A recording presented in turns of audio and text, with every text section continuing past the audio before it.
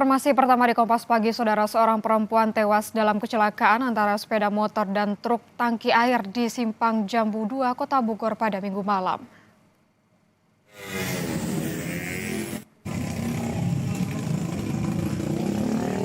Korban meninggal bernama Trismania Asikin.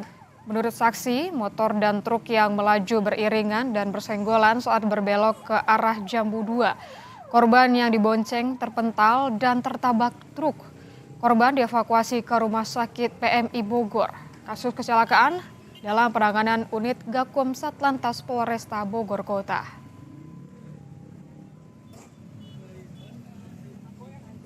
Menurut keterangan saksi, kedua kendaraan datang dari arah yang sama, yaitu dari arah Talang atau dari arah Simpang Tolbor menuju arah Warung Jambu.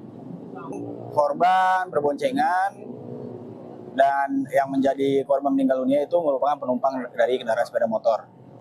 Saat ini sopir truk sudah kami amankan sementara dan juga nanti akan dimintai keterangan lebih lanjut di kantor. Kemudian kendaraan kita amankan di Polresta.